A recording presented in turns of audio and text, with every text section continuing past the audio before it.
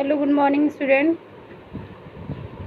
Today we will discuss on topic is enforcement of scheme, enforcement of provisional consolidation scheme. मतलब अब यहाँ पे पहली बात तो ये जो चैप्टर 4 है आपका यूपी कंसोलिडेशन होल्डिंग एक्ट 1953 का, ये चैप्टर 4 है. अब हम लोग क्या देखेंगे कि जो प्रोविजनल स्कीम तैयार की गई थी उसको कंफर्म करने के बाद उसको इन्फोर्स कैसे कराया जाएगा. कंफर्म कौन करता है ये हमने आप पढ़ा था सेक्शन 23 में. इसकी कंफर्मेशन किसके द्वारा दी जाती है? एसओ के द्वारा. एसओ कौन होता है? Settlement officer. ठीक है. अब देखिए कि जब जो प्रोविजनल स्कीम थी वो कंफर्म हो जाती, तो अब ये प्रोविजनल वर्ड हटा दिया जाएगा. अब ये क्या हो जाएगा? Only consolidation scheme. ठीक है. क्योंकि अब वहाँ पे क्या हुआ, उस स्कीम को तैयार करने के बाद जो भी ऑब्जेक्शन थे, जो भी अपील का केस था, ठीक है, उसको क्या कर दिया गया है, सारा शॉर्ट आउट करने के बाद उसको कंफर्म कर दिया है, कंफर्म बाय द आपका सेटलमेंट ऑफिसर. ठीक है.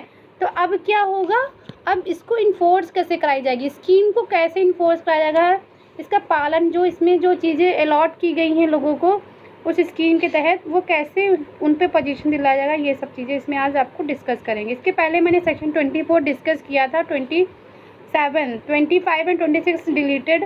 ठीक है, डिलीट हो चुका है. तो सबसे पहले हम सेक्शन 24 को एक बार डिस्कस कर लेते हैं, फिर 27 को भी एक बार. देखिए सेक्शन 24 कहता है position and accrual of compensation for trees etcetera. यहाँ पे वर्ड आ रहा है कंपनसेशन फॉर ट्रीज. कहने का मतलब है कि सबसे पहले जो क्लॉज 1 दे रखा है, settlement officer consolidation shall fix the date.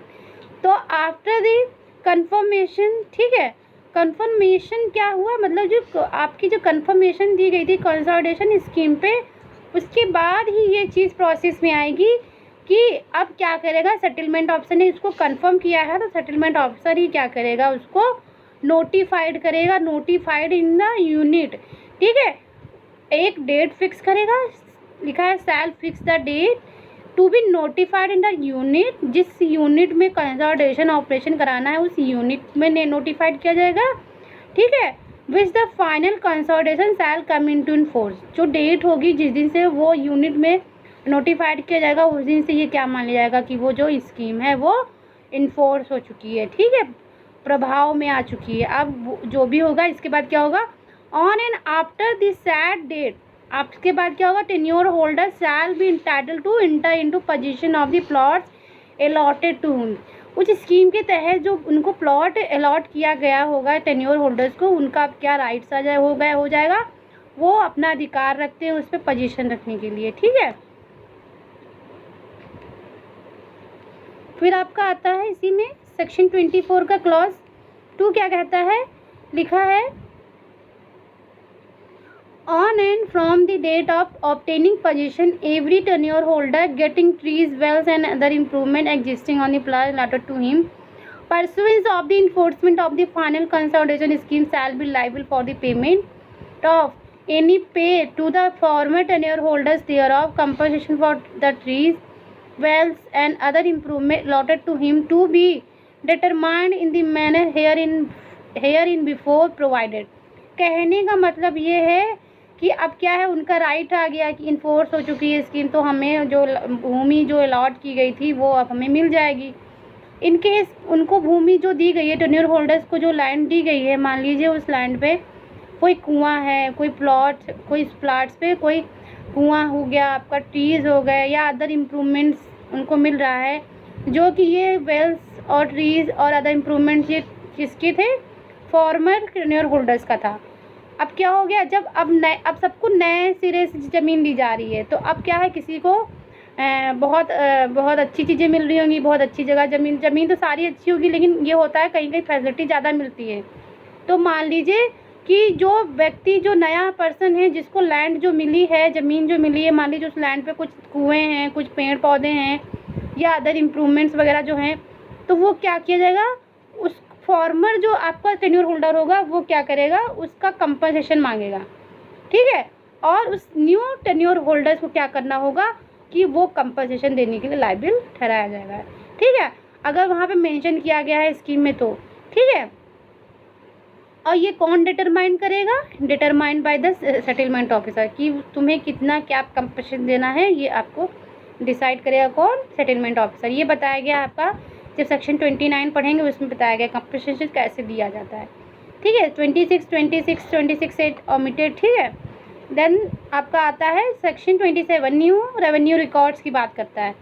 अब क्या होगा कि जब ज़मीन अलॉट हो गई है लोगों को तो क्या माना जाएगा कि जो हमारा जो कंसोलिडेशन स्कीम है वो फोर्स में आ चुका है, तो डिस्ट्रिक्ट डेप्यूटी डायरेक्टर क्या करेगा, वहाँ पे फिर से कुछ प्रिपेयर करेगा। क्या प्रिपेयर करेगा, shall cause to be prepare for each village on the basis of the लिखा a new map field book. अब फिर से क्या किया जाएगा, जब कंफर्मेशन दी जाती है और उसको स्कीम को इन्फोर्स कराया जाता है तो उसके बाद भी डीडीसी क्या करता है, एक न्यू मैप तैयार करेगा। न्यू मैप में फील्ड बुक तैयार की जाएगी, रिकॉर्ड्स ऑफ राइट तैयार किया जाएगा on the basis of entries in the map. ठीक है, या जो भी सेक्शन 7 के तहत जो करेक्ट की गई थी चीज़ें उसको मेंशन किया जाएगा। सेक्शन 10 के तहत जो भी रजिस्टर प्रिपेयर किए जाएंगे उसको तैयार किए जाएंगे। ठीक है, और फिर इसके बाद क्या किया जाएगा, उसको इन सब चीज़ों को मेंटेन करने के बाद क्या माना जाएगा कि ये जो डॉक्यूमेंट्स हैं जो भी तैयार किए गए हैं ये क्या हैं, ये बाद में लिखा है इसमें क्लॉज 2 में all the entries in the records of right prepare according with the provision. बाद में इनको क्या किया जाएगा, प्रिज्यूम टू बी ट्रू, इसको माना जाएगा कि ये क्या है, सही है अनटिल कंट्रीली इज प्रूव्ड मतलब प्रूव करने के बाद ही ये क्या माना जाएगा कि ये डॉक्यूमेंट जो तैयार किए गए हैं सही है। ये इनको प्रूव कौन करेगा, प्रूव करने का काम यहाँ पे आपका सेटलमेंट ऑफिसर होगा, कंसोलिडेशन ऑफिसर होगा, एसईओ होगा, ये सब लोग क्या करेंगे, उसको प्रूव करेंगे। ठीक है, after the issue of notification under section 52 the collector shall instead of the map. अब क्या है, जब सेक्शन 52 के तहत जो नोटिफिकेशन जारी होता है ये कौन जारी करता है, स्टेट गवर्नमेंट ही जारी करती है। इसमें बताया गया है closure of consolidation scheme. Closure of consolidation scheme के बारे में बताया गया है कि जब एक बार कंसोलिडेशन ऑपरेशन ख़त्म हो जाता है तो वहाँ पे फिर एक कंप्लीट ख़त्म करने का भी एक नोटिफिकेशन जारी होता है। अब मान लीजिए the collector shall instead of the map, instead की मतलब उसकी जगह पे the map field book records of right previously maintain, उसकी जगह क्या किए जाएंगे, जो प्रीवियस में जो मैप्स रिकॉर्ड ये सब तैयार किए गए थे maintain in the map field book records of right prepared in according with the provision of subsection 1 and provision UP land revenue 1901 relating to the maintenance correction of such map field books and records of right all the mutandis and mutandi supply। मतलब ये है कि notification issue होने से ख़त्म होने से पहले, ठीक है, पहले भी हम लोग ने क्या किया था, एक हम लोग ने जैसे ही ऑपरेशन शुरू हुआ था अंडर सेक्शन 4 के तहत वहाँ भी पहले मैप तैयार किया गया था, रिकॉर्ड्स ऑफ तैयार किए गए थे, फील्ड ऑफ बुक तैयार की गई थी, फिर उसमें जिसको कोई ऑब्जेक्शन था तो उसके बाद फिर से एक बार तैयार किया गया था। ठीक है, तो जितनी बार जो भी रिकॉर्ड्स तैयार किए गए हैं इनको सबको क्या किया जाएगा, रखा जाएगा फॉर दी एविडेंस। कभी भी मान लीजिए कोई इस पर केस करता है या डिस्प्यूट अराइज होता है तो यहाँ पे क्या कहता है, डिफरेंस देखा जाता है कि पहले क्या राइट्स दिए गए थे और नया रिकॉर्ड में क्या राइट्स है उस टेन्योर होल्डर्स का। ठीक है, तो ये सबको रखा जाता है इन फ्यूचर केसेस। ठीक है,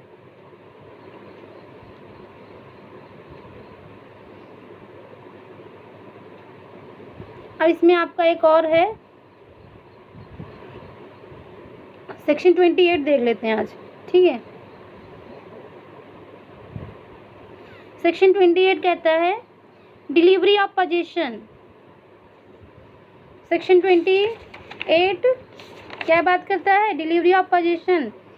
अब कब्जा कौन दिलवाएगा, वहाँ तो कंफर्मेशन हो गई और जो डेट थी फिक्स हो गई कि कब उसको इन्फोर्स कराना है, तो एसओ ने कंफर्म किया, एसओ ने डेट फिक्स कर उसको नोटिफाइड कर दिया यूनिट।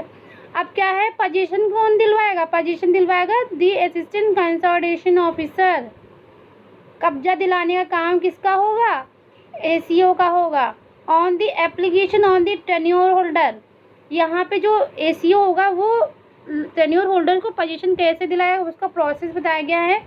अगर टेन्योर होल्डर ने एक एप्लीकेशन डाली है और द लैंड मैनेजमेंट कमेटी की तरफ से कोई अगर नोटिस एप्लीकेशन आई है तो टू होम चेक और land have been allotted under the final consolidation scheme. या पहली बात तो यहाँ पे देखिए कि अगर टेन्योर होल्डर ने एप्लीकेशन दी है या लैंड मैनेजमेंट कमेटी ने कोई एप्लीकेशन डाली है तो उसके तहत वो चेक या लैंड जो है उसको अलॉट जो की गई होगी उस स्कीम के तहत वो दे दी जाएगी।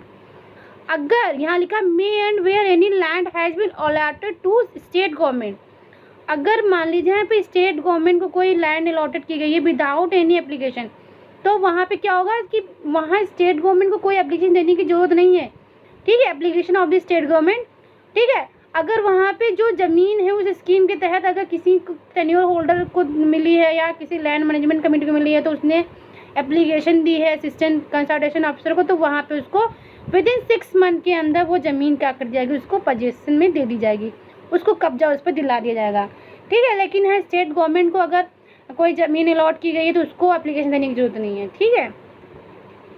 ये सिर्फ tenure holder land management committee पे अप्लाई होती है एप्लीकेशन, ठीक है। अब क्या होता है यहाँ पे कि 6 महीने के अंदर उन लोगों को क्या कर दिया जाएगा, ज़मीन जो कब्जा है उस पर दिला दिया जाएगा, ठीक है। इसमें और दिया है within 6 month of the date on which the set scheme as come in to force, उस स्कीम में 6 महीने का समय दिया है कि सबको 6 महीने के अंदर ज़मीन देनी है, ठीक है। Would the tenure holders or land management committee or the state government as the case may be actual physical possession of the allotted चक और लॉन्ड, अब उसको फिजिकल पोजीशन मिल जाएगा, अब वो पूरी तरीके से वहाँ पे रह सकते हैं या अपनी खेती जो भी है उनको जो अलॉट की ज़मीन उस पर कर सकते हैं। And for so doing shall have all the powers, अब पावर्स की बात की गई है कि जो अलॉटमेंट होता है इंक्लूडिंग पावर रिगार्ड्स कंटेम्प्ट, मतलब ये पावर्स किसकी बताई जा रही हैं, जो ऑफिसर्स हैं उनकी पावर्स बताई जा रही हैं कि उनके पास क्या पावर्स हो सकती हैं। उनको पावर हो सकती है पावर एज रिगार्ड कंटेम्प्ट की पावर हो सकती है, या रेजिस्टेंस की पावर हो सकती है, या like as are exercise by civil court, जो सिविल कोर्ट अपने यहाँ एग्जीक्यूशन ऑफ डिक्री या डिलीवर ऑफ पोजीशन में जो प्रक्रिया अपनाता है वो प्रक्रिया यहाँ पे अपनाई जा सकती है by the ACO consultation officer या सेटलमेंट ऑफिसर के द्वारा। इसमें फिर नीचे प्रोविजो दे रखा है, प्रोविजो दैट लिखा है provided that the delivery of possession as aforesaid shall not affect the rights of the person for whom possession is transferred to tend and gather the crops standing on such tracts or land or part thereof on the date of delivery unless the assistant conservation officer decide the reason to be recorded that the possession over the crop also be delivered. देखिए कहने का मतलब ये है कि मान लीजिए जो लैंड अलॉट की गई है, ठीक है, अब क्या है सबको कोई ना कोई दूसरे की ज़मीन को अलॉट किया गया होगा, ठीक है, चक्स दिए गए होंगे। मान लीजिए किसी की लैंड जो है किसी दूसरे टेन्योर होल्डर से गई है और उस लैंड पे मान लीजिए कोई खेती हो रखी है पहले, ठीक है, अलॉटमेंट के पहले ही खेती उस पर की गई है, तो जो हमारा फॉर्मर टेन्योर होल्डर होता है वो उसको क्या कर सकता है, वो उसको जो भी फसल लगी होती है उसको पाने का अधिकार रखता है, ठीक है। तो उसके पास जो फॉर्मर टेन्योर होल्डर होता है वो अपनी खेती जो उसने खेती की थी, जो उसने फसल उगाई थी, चाहे वो गन्ने की खेती हो, चाहे चावल धान हो, जो भी उसने गेहूँ लगाया हो, जो भी उसने अपनी उस खेती पे किया होगा तो वो उसको प्राप्त करने का अधिकार रखता है। लेकिन लिखा है इसमें फिर नेक्स्ट और लिखा है प्रोवाइडेड फर्दर, यहाँ तो हो गया कि वो आपको क्या है राइट्स की कंसल्टेशन ऑफिसर आपको राइट्स देता है कि असिस्टेंट कंसल्टेशन आपको रिकॉर्ड करेगा उस रीजन को और आपको राइट देगा कि आप वो चीज़ें प्राप्त कर सकते हैं, ठीक है। बट यहाँ फर्दर दिया है, फर्दर प्रोवाइडेड दिया है दैट पर्सन टेंडिंग और gathering standing crops in according with the first proviso, ऊपर का जो प्रोविजन है कि उसने उसको राइट दे दिया, shall be liable to pay the person who have been allotted to checks and land compensation for the use of land and at the such in manner as may be prescribed। मतलब ये है कि मान लीजिए कि वहाँ तो rights होता है, मान लीजिए वो अपना मांग रहा है क्रॉप, अब मान लीजिए जो न्यू टेन्योर होल्डर वो देने को तैयार नहीं है, तो वहाँ पे एसीओ क्या करेगा, उस व्यक्ति को फॉर्मर टेन्योर होल्डर को कंपनसेशन दिलवाएगा, और ये कंपनसेशन कौन देगा, जो न्यू टेन्योर होल्डर होगा वो उसको कंपनसेशन देगा कि या फिर आप इसकी जो फसल लगी वो दीजिए या इसके बदले में जो फसल की जो कीमत है वो दीजिए, ठीक है। और ये कंपनसेशन कितने महीने के अंदर दिलाया जाएगा, लिखा है on the expiry of 6 month from the date on which tenure holder जो ये तो आपकी जो स्कीम तैयार की गई थी उसकी बात हो रही है। अभी बताते हैं कि ये जो कंपनसेशन है कितने महीने के अंदर दिलाया जाता है। ये सेक्शन 29 में बताया गया है। On the expiry of 6 month from the date on which tenure holder और लैंड मैनेजमेंट कमिटी और the state government become entitle to enter into position of the checks और land allotted. Expiry of 6 month, मान लीजिए 6 महीने का समय बीत चुका है, 6 महीने के अंदर पोजीशन दिलाना था लोगों को, नहीं दिया गया, तो tenure holder, land management committee या स्टेट गवर्नमेंट बिकम, अब क्या है, वो उनको इंटाइटल मिल चुका है कि वो उस लैंड पे जाके अपना अधिकार जो पोजीशन है वो प्राप्त कर सकते हैं। वेदर बिफोर और after the coming into force of Uttar Pradesh consolidation holding amendment act 1962। ये चीज़ जो बताई गई है ये आपकी 1962 के बाद की बात है। और in the expiry of 6 month from the date of coming into force of that, पहले और बाद की बात हो रही। Whichever is later the tenure holder, और या जो भी है, ठीक है, द टेन्योर होल्डर और द लैंड मैनेजमेंट कमिटी और the state government as the case में be shall unless possession has been obtained earlier be deemed to have entered into actual physical possession of the allotted checks or lands। मतलब यह है कि समय बीतने के बाद भी 6 महीने का समय जो दिया गया था कि एसीओ उन लोग को अलॉट करेगा ज़मीन जो उस स्कीम के तहत जो मेंशन की गई होगी। लेकिन मान लीजिए उसने 6 महीने के अंदर नहीं दिए तो यहाँ पे टेन्योर होल्डर या लैंड मैनेजमेंट कमेटी वहाँ जाके अपना पोजीशन प्राप्त कर सकते हैं। उसके बाद उनको ये मान लिया जाएगा कि वो एक स्कीम के तहत ही उनको लैंड अलॉट की जाएगी। डीम्ड मतलब उस स्कीम के तहत ही वो सब चीज़ें उनको प्राप्त हुई हैं। फिर इसमें आपका प्रोवाइडेड दे रखा है इस क्लॉज का कि लिखा है provided that the fact that tenure holder और लैंड मैनेजमेंट कमिटी और state government has thus enter into position shall not affect the right of such person from whom position is deemed to have be transferred. अब क्या है कि जो पुराने rights थे, ठीक है, मान लीजिए कि जो आपके पुराने राइट्स थे, मान लीजिए कि उस लैंड पे जो भी राइट्स थे, अब वो क्या हैं, पुराने राइट्स जो भी उस पे रहे हों पुराने टेन्योर होल्डर के, या अब जो नया उस टेन्योर होल्डर आ रहा है, तो वहाँ पे कोई भी राइट्स किसी के राइट्स को अफेक्ट नहीं करेंगे। ठीक है। अब क्या है कि अब जैसे कि इसमें आगे बताया गया है टेंड और gather the crop standing on the checks और लैंड, इसके ऊपर वाले में है